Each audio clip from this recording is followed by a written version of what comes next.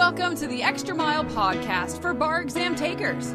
There are no traffic jams along the extra mile when you're studying for your bar exam. And now, your host, Jackson Mummy, owner of the Celebration Bar Review. Well, hey, everybody. Welcome to the Extra Mile podcast for bar exam takers. This is your host, Jackson Mummy, and this is episode 296. Well, these are certainly extraordinary times, and I hope everyone is doing well. We've tried to adapt our podcast to reflect the fast-changing nature of what's going on and to give you the latest information that we have about how the bar exam is being impacted by coronavirus, and also to be able to be more responsive to the kinds of questions and concerns that our students are expressing to us. So in today's episode, we're going to do a couple of things. We're going to begin with an excerpt from a question and answer session that Megan Saya, our senior editor and mentor, did with me for our students just a day or two ago. We're going to talk about what we know about the bar exam at this moment based on our information from the National Conference of Bar Examiners and our thoughts about studying and what's going on in light of the current situation and the health situation that's going on. Then I have recorded a special discussion. I titled it, How to Study in the Face of Fear. I'm going to look at 6 things that I think you need to do as you're studying for the bar exam in the face of what is a fearful time for many people. So I hope you'll stick around for that message. And then I really hope you'll stay to the very end of today's episode because I'm going to be announcing a brand new webinar, completely new, built from the ground up just for this particular circumstance. The new webinar is titled, Now is the Best Time to Take the Bar Exam, Why You Should Ignore the Crowd and the Fear. And we're going to be doing this as a live webinar. I'll give you all the details at the very end of this episode, so I hope you'll stick around for that. As always, our episode is produced in 2 formats. We have a video format, and you can watch the video by going to celebrationbarreview.com/296. That's the episode number. Or you can listen to the episode on Apple Podcasts, on iHeartRadio, on radio.com, Spotify, almost any place where podcasts are syndicated, and be sure to register and subscribe so you don't miss out on any of the episodes. All right, well, I want to jump right in to this discussion we had with our students just a couple of days ago about what's happening with coronavirus and how that's impacting the world of the bar exam. Joining me for this discussion, as I said, is Megan Saya. She's our senior editor. She's also one of our mentors, and I thought it was good to get her perspective again on what's going on and what she's hearing from students and what we think should be the general approach in light of what we know as of this moment. And after that, we'll jump into my discussion about how to study in the face of fear. So let's jump into that discussion that Megan and I had just a couple days ago. Coronavirus as it affects the bar exam world. There's obviously a great deal being written and said in other contexts, and we're not going to cover all of that and don't intend to or mean to. And I would also say that we don't have any special insight. I have been in touch with the National Conference of Bar Examiners this week a couple of different times. What they have told me privately is what they have said publicly. So what I wanted to do was to take the bar examiners site that they call the COVID-19 update site and just walk through the items that they're talking about. And Megan, feel free to jump in and, some FAQs that they had. The first FAQ, which I think is an important one, is will February results be released to jurisdictions as scheduled? The answer from the bar examiners is that at this time, they don't anticipate any delay in the release of the MPRE results to jurisdictions. Now that's significant. That's the first piece that obviously every jurisdiction has to get before they can even go to the essay grading in many cases. But it's important to point out that that does not say anything about what happens in individual states. So, for example, in California, I don't know. I mean, we assume the results will come out, but they were pushing very aggressively, weren't they? Wasn't it a May 8th deadline for results? Yeah, it was a little earlier. Mm-hmm. Yeah, that may be aggressive. And so we don't know anything yet.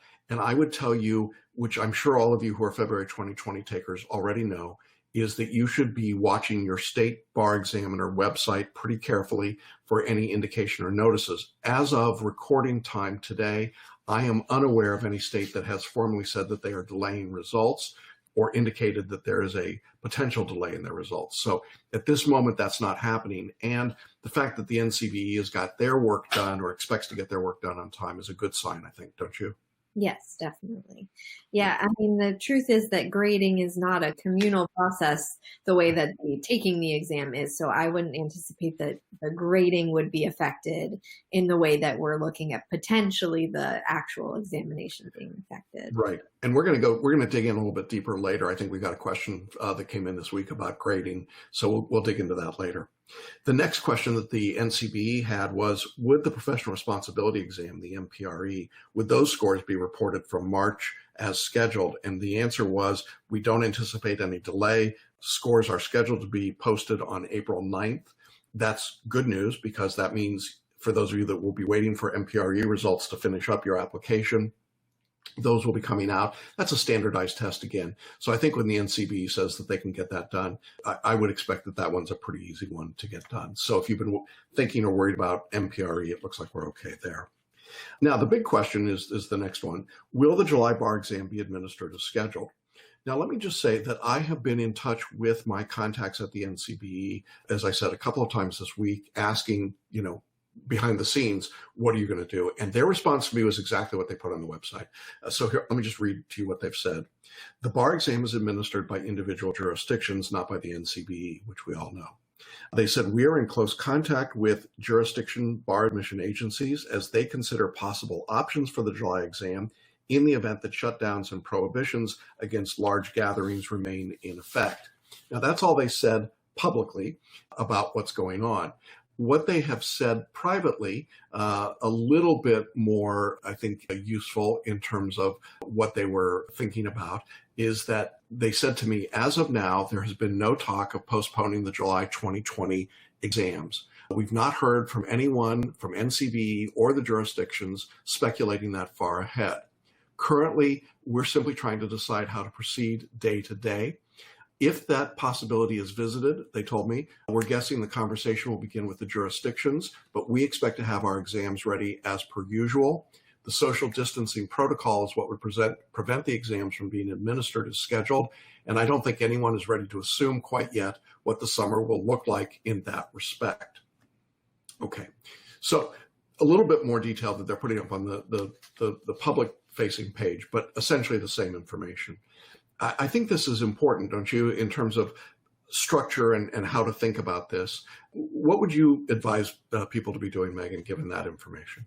Well, so basically, I think it's key that as of right now, they're continuing forward as though this will be under control enough to be able to administer the exams this summer.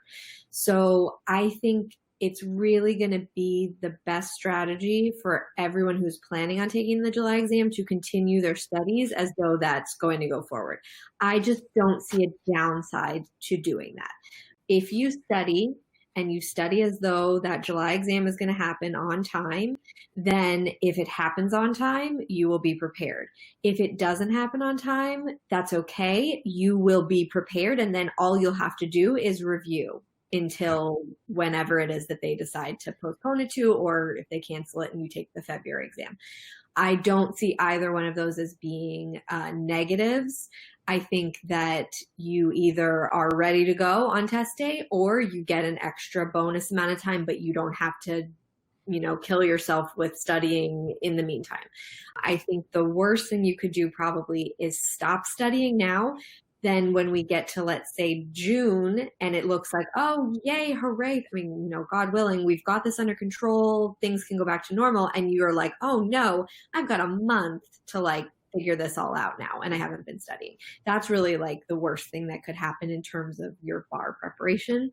So that's my advice, my 2 cents. Yeah, no, I think that's good advice. I mean, I think you should be studying. I think you should be going forward. The worst thing that could happen is that you don't study, you wait, you procrastinate because you think, well, there won't be a test. And, for whatever reason, things clear up and they say, we're going to test. And now you're caught flat footed. And now you're scrambling to catch up. And there's the additional panic and process that you have to go through. So I think it's absolutely important to be studying. I think if you are a February 2020 bar taker, I would not recommend that you study right now until you get your results, but I would be emotionally prepared. If you think there's a chance you didn't pass, I'd be prepared to jump right in as soon as you get those results and get going. And I think that's going to be one of the really hard things for people, is that the people that get failing results out of the February 2020 exam have all of the emotional upheaval that comes with that, which is all normal and natural and to be expected. And on top of that, they've got all of the other stuff that's going on, with a global pandemic. And they say, well, you know what? I'm just going to step away. I'm just going to, put everything on hold. I understand that tendency, but I think that would be a mistake. And we'll talk about that as results start to come in over the next, we'll get our first results in about 10 days, I think, but the big first jurisdiction should be Florida, middle of April. So about a month from now, we should be getting a result. Well, we're obviously going to know a lot more about what coronavirus looks like a month from now. I mean, I'm thinking back last week when we were talking, and it seems like so long ago, doesn't it? Yeah, exactly. Things are clearly, I think everybody would agree, they're changing constantly with this. We got a lockdown notice. I mean, I guess not technically lockdown, but stay home notice, very late last night, like kind of out of the blue. It's just like things are moving very rapidly. So no one can predict the future. We don't know what this is going to look like in July, but it just doesn't hurt you to study now. And honestly, if you're home and that's a possibility for you, then take advantage of that. I know it's not ideal. None of this is ideal for anyone, but in terms of trying to make the best out of a really bad and scary situation, maybe there's a good opportunity here for some of you to get some studying in that you wouldn't have had time for otherwise. Yeah, and maybe what you want to do is be the first one up in the morning before everybody else is using the bandwidth.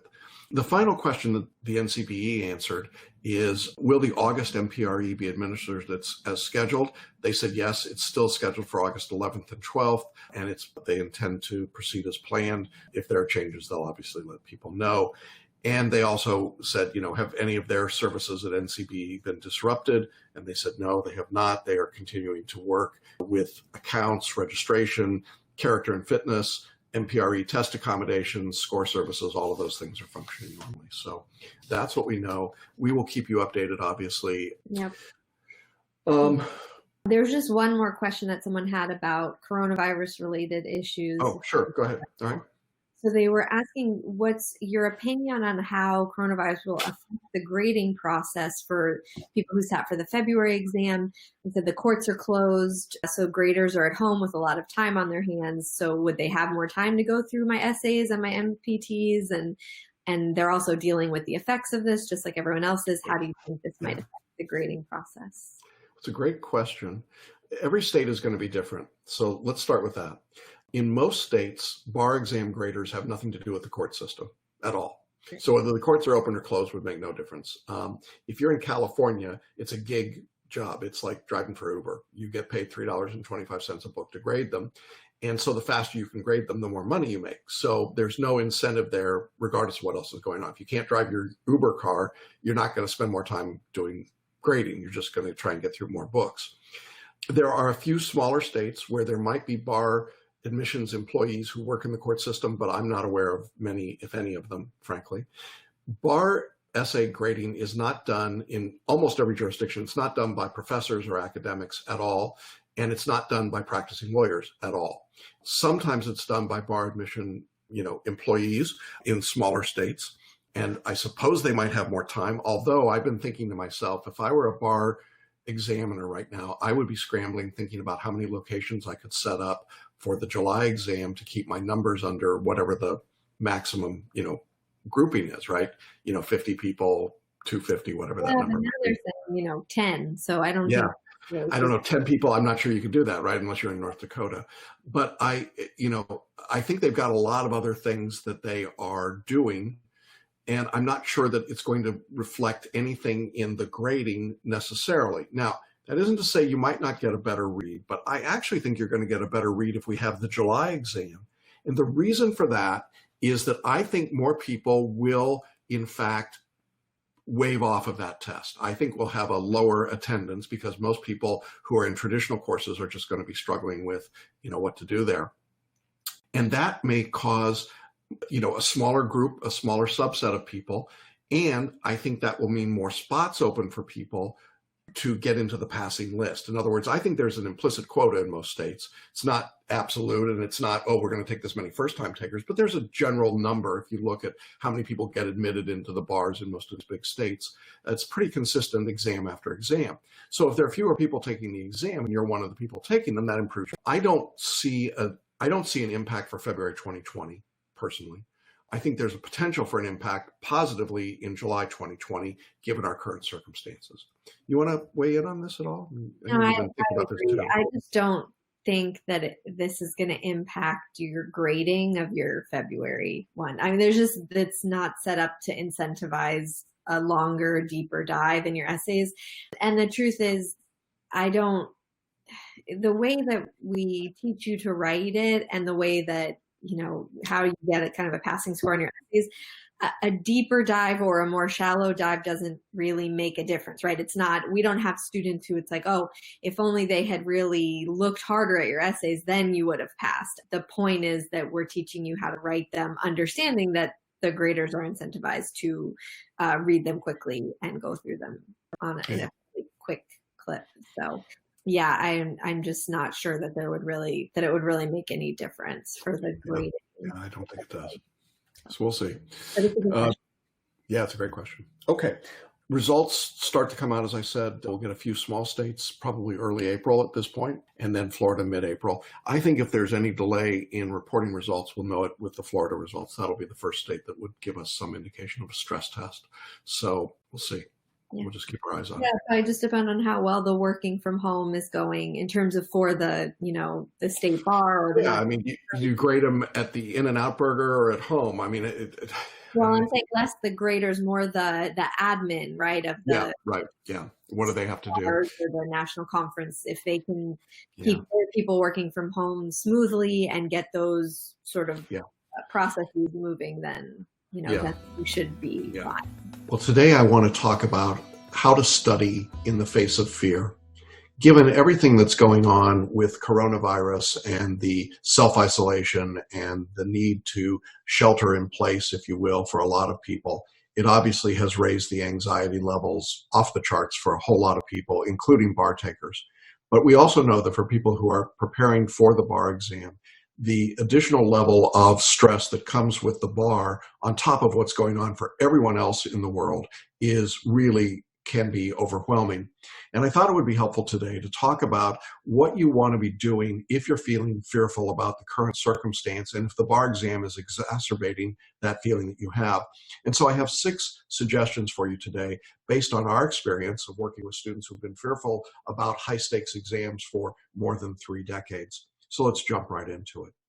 The first thing that I think you want to do is to narrow your focus. Narrow your focus. There's a lot going on right now. A lot of it is extraordinary, unprecedented, and it's certainly changing hour to hour, day to day for sure, and definitely week to week. Part of the problem that happens for many of us is that when our focus is broad, when we're trying to absorb and take in all of that information, most of which we have zero context for when it comes to the current health crisis that we're in, it tends to become overwhelming to us. And so we begin to feel unsettled and fearful. Well, one of the things that can be done to help reduce that feeling of unsettledness and uncertainty is to begin to narrow your focus, to tighten your gaze. Another way of thinking of this is to start thinking about what's actually in your control. There are a number of things that are in your control, but there are a number of things that are not in your control at all. Governmental policy and procedure is probably not in your control. The response of your state or local government is probably not in your control. But what you do every day is definitely in your control. And so when you begin to narrow your focus and start thinking about what your present circumstance and your present situation is, it begins to bring about a greater sense of control. And control is one of the ways that you face fear. Now, it's been our experience that when students start generalizing to crises around them, and I would think back to 9/11, to Hurricanes Sandy and Hurricane Katrina and many others, to the recession and the financial crisis in 2008 and 2009. When those kinds of events happened, when students started focusing on those events at the expense of what was going on in their day-to-day daily life, it became overwhelming for a lot of them, and it became paralyzing for them. And so one of the things that you should be planning to do every day is to narrow your focus. Now, one way to do that is to literally make a list of what we call the big three. The big three is a technique for planning that I find very valuable. At the beginning of a week, I tend to write down the three big things I want to accomplish for that week. And then each day, I try to write down three big things I want to accomplish just in that day. By putting my focus on those three things and trying to make sure that I get those three things done, if nothing else happens, I can feel good about my day. I can feel good about what I've accomplished. If you can't come up with three, do two. But put something down and start trying to keep track of how you're doing. That narrowing of your focus will ultimately give you a feeling of being more in control, and that will reduce the fear. So that's our first suggestion. The second suggestion, and you're going to see that these are all related and linked, is to avoid the parade of horribles. Now, in law school, we all learned about the parade of horribles. In fact, we had some professors that seemed to enjoy them in an unnatural way, didn't they?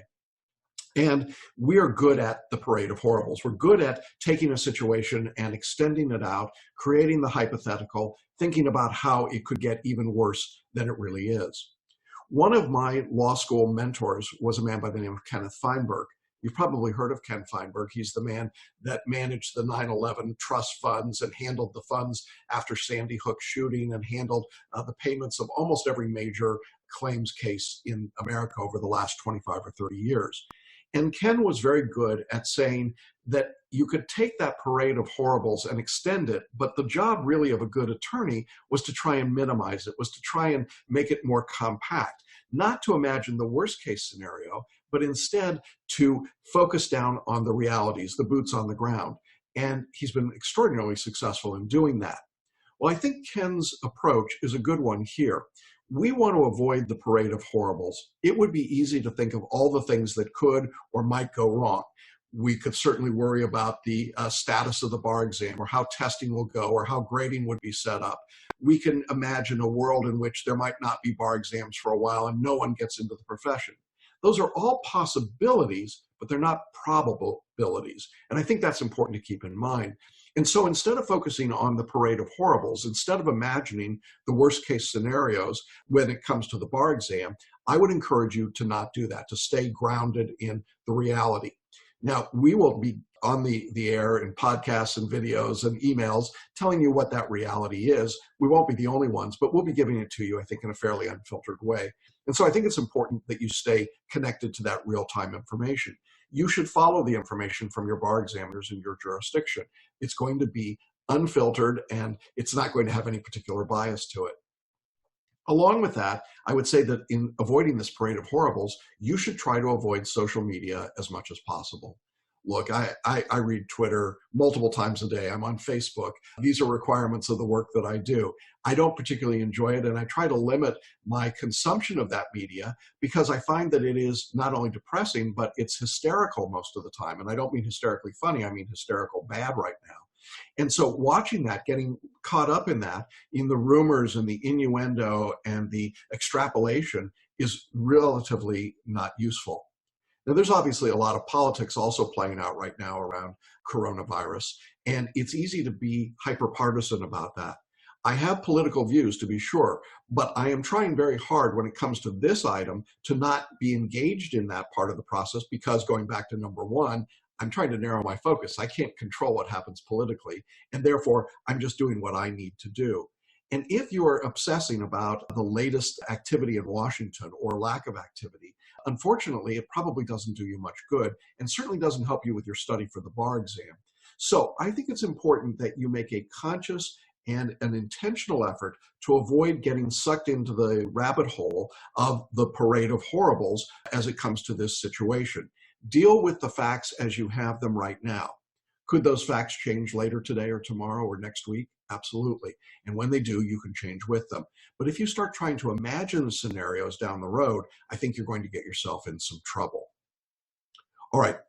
Suggestion number 3, we said first, narrow your focus. Secondly, avoid the parade of horribles. The third thing is to set a routine, but stay flexible. You might say, well, wait a minute, that sounds contradictory. Well, I think it's important to have a routine. Even if you are quarantined or self-isolated or required to stay at home, there is a routine that you can set up. Set your alarm to wake up at the same time every day. It's easy to sleep in right now if you don't have to be anywhere. But get up, set a routine. Set your routine for what you're going to do. Set a time when you expect to be doing some study for the exam. Now, that doesn't have to be an extended period of time. It could be as short as a half an hour or an hour. Maybe you're going to get up earlier before anybody else in your family because you've only got one computer at home and you need to have access to that computer. Okay, do that and set that time. Have a routine and stick to it. You know, I am still at a point where I can get out and take a walk. That's still permitted here in Florida. And so I have a routine, a point in the day in which I get up and I take a half-hour walk. That's my routine. It's part of what I want to do.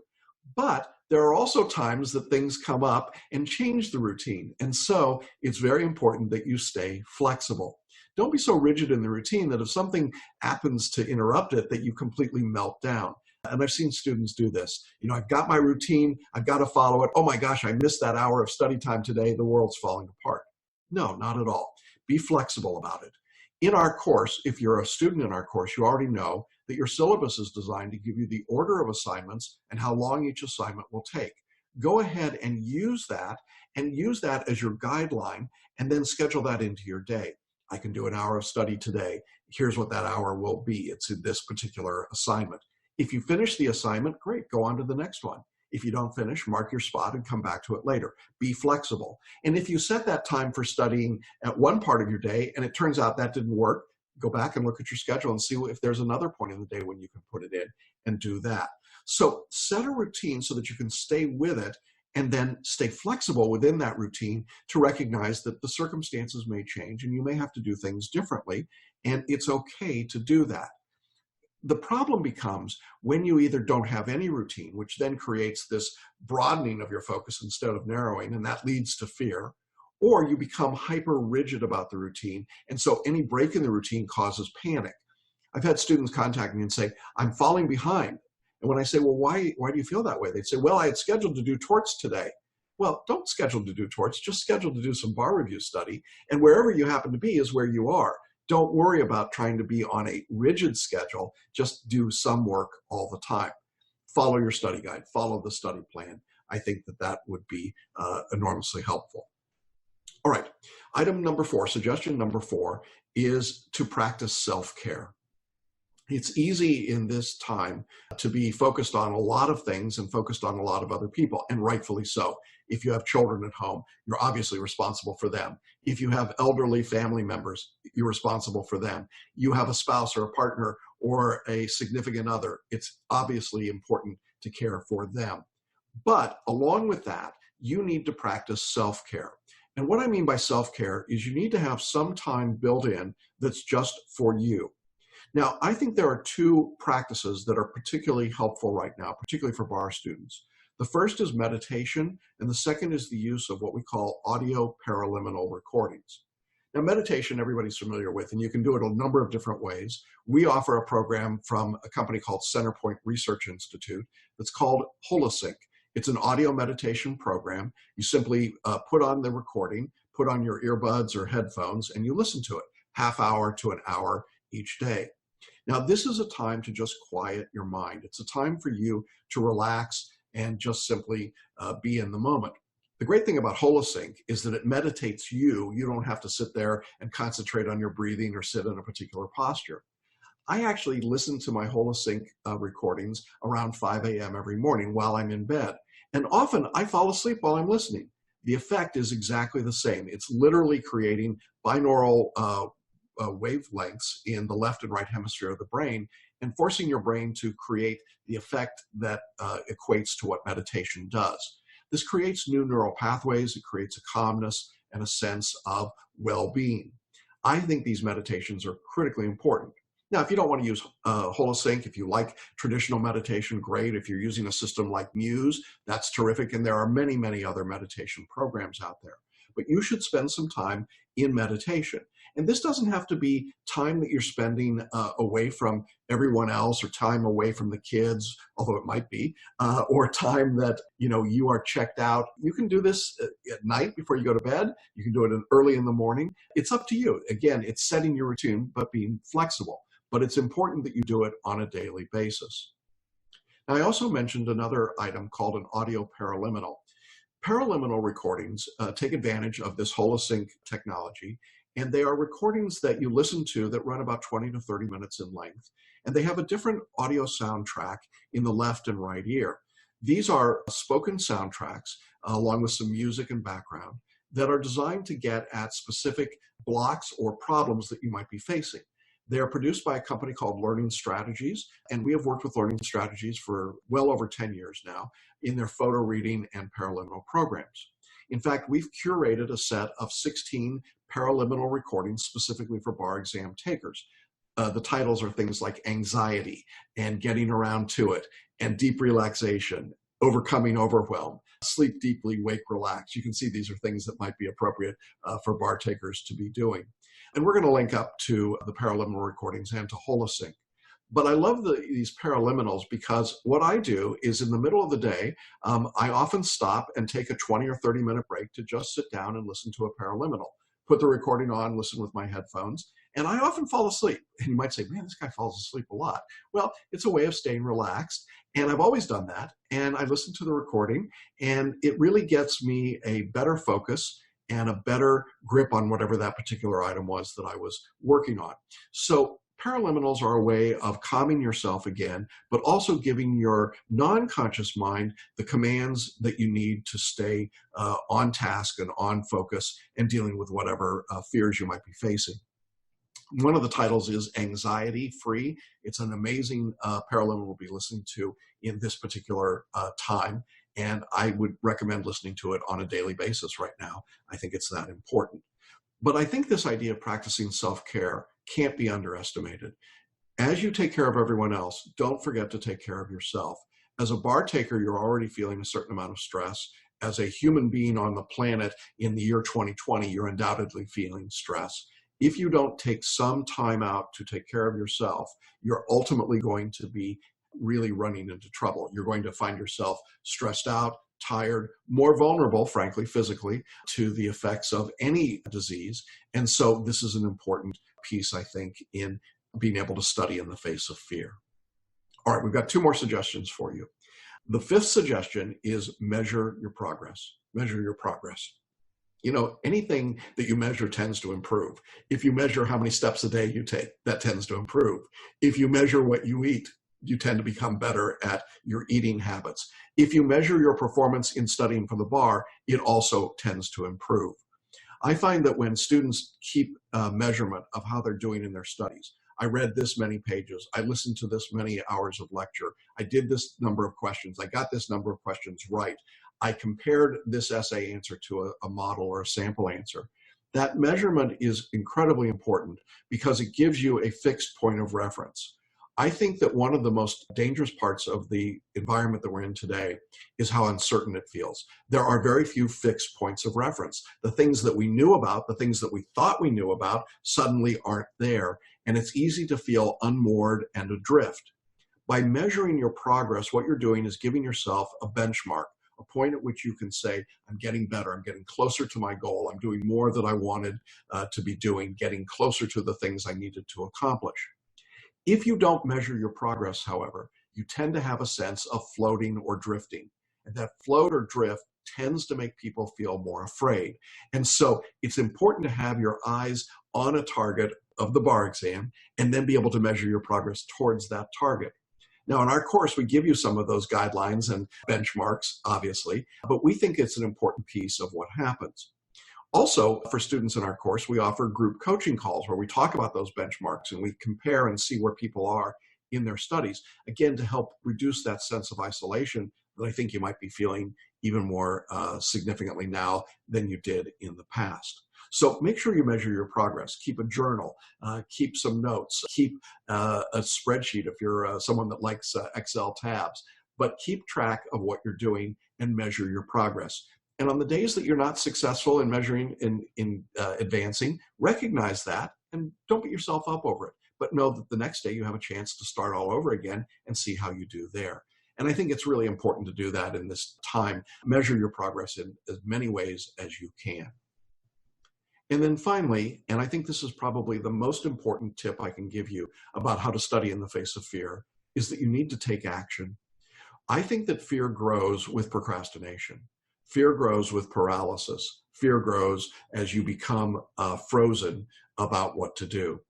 If you are feeling that fear that's causing you to be paralyzed, that you don't know what to do, you just don't know, for example, should I take the bar exam or not? Should I study or not? Should I do anything? Well, that's the kind of fear that literally causes us to shut down. And it gives a foothold for the fear in your life. How do you get rid of that fear? Well, I don't think you ever get rid of it, but you set it aside when you take action. I was talking with my grandson, who last year finished his basic training in the Army, and he is now a paralegal in the JAG Corps, so that's pretty cool. But we were talking about some of the things he had to do in basic training, which were staggering to me and very fearful. I would have been very afraid of almost everything that happened.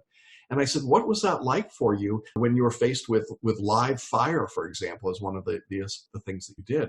And he said, well, I'll tell you what the drill sergeant said, which was just move, take action, get going. And it gets rid of the fear really fast. As you get moving and take action, the fear goes away because you have to do something. It's the people that stand there paralyzed and frozen that really the fear overcomes them. And I think the same is true in the world of the bar exam. If you're frozen about what to do, if you're paralyzed about whether you should study or shouldn't study, take action, start studying, start working.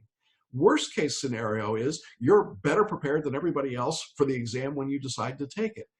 But frankly, that's the worst that happens. That's a pretty good outcome. What's really dangerous are the people who will be paralyzed by their fear, refuse to take action because there's so many other things going on around them. And then when the situation resolves itself, and it will, and things get better, and they will, then that person realizes that they're so far behind the curve, they're so lost in what's happened that they're at an enormous disadvantage trying to get back into the stream of their preparation and their study and their career. Don't be that person. Take some action. You don't have to do everything, but maybe today's the day you decide to sign up for a bar review. Today maybe is the day you decide to watch that webinar about studying for the exam. Today is the day you decide to dig into your studies and do an hour of study. Today is the day you decide to try that first essay and write it, or to take those 15 multiple choice questions and see how you do. Today is that day. Don't make that day tomorrow or the next day or the next day. Make it today. Set your plan, be flexible, but then take action. Do something. Because when you do something, you then have the ability to reward yourself for having taken even that small step. It's the people that don't take any step that have the greatest regrets when everything is done. We've just created a new webinar titled Now is the Best Time to Take the Bar Exam. And in that, I use a quotation from Helen Keller talking about being bold versus being fearful. You know, the bold and the fearful alike are touched by the circumstances of the world, but the fearful are tagged just as badly as the bold. So those who are bold have the opportunity to control and master the world around them. The fearful, well, they don't get that opportunity at all. I think it's perfectly normal and natural to be afraid and to feel the fear of this circumstance. I certainly feel fear from time to time as well.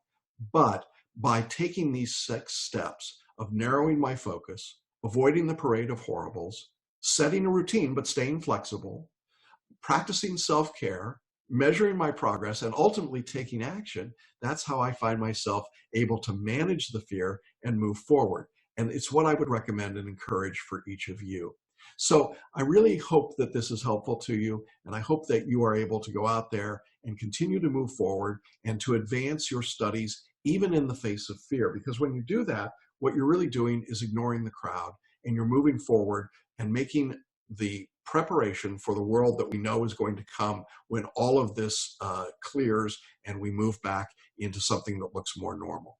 So I wish you the very best with that. Look forward to your successes in the future. And thanks so much for being with me. Well, I hope that that message was helpful for you in terms of thinking about how to study in the face of fear. Now, I promised you at the very beginning of today's episode, I had a very special announcement to make. I want to tell you about this.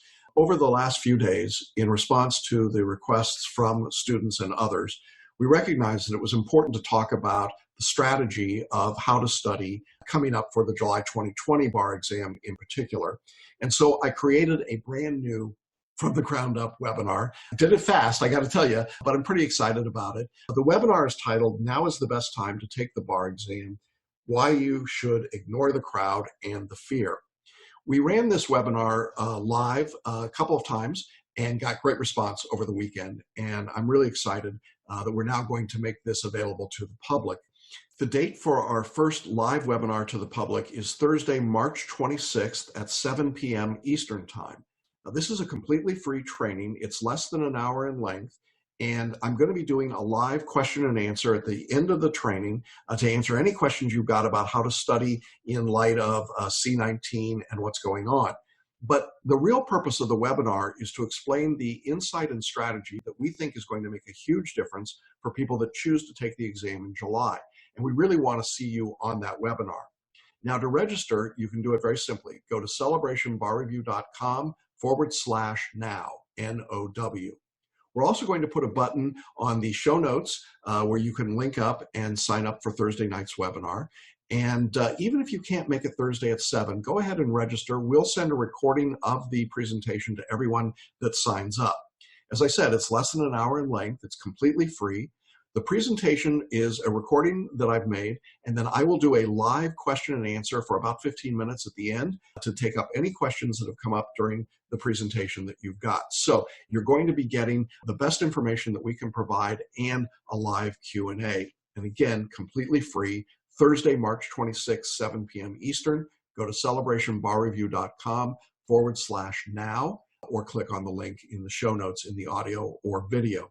And then we'll see you Thursday night, and we'll talk about why we think it's critically important that you sit for the exam and move forward, even in face of everything that's going on right now. We honestly believe this is the very best time to be taking the bar exam, regardless of what happens in terms of the larger consequences at this point. The bar exam will be given at some point in the future. We presume it will be in July 2020, but even if it's not, this is the time to begin studying, and we're going to show you why that's true and the reasoning behind it. I think it will be invaluable for you. We got incredibly positive feedback from the people that went through the webinar this weekend, and that's why we're now making it available for you. So I hope you'll join us Thursday, 7 p.m. Eastern, celebrationbarreview.com/now to register or click on the button. All right, well, that's our episode for this week. Thanks, everybody, for being with us. We hope that you continue to stay healthy and safe. We'll update you. We'll be back again next week, same time, to let you know what's going on in the world of the bar exam. In that world, we are getting close to the first set of results from February 2020, and we will share that information with you as it comes out. All right, take care. Have a great week. Be safe, and we'll see you along the extra mile. Bye. Thanks for listening to the Extra Mile podcast for bar exam takers at www.celebrationbarreview.com.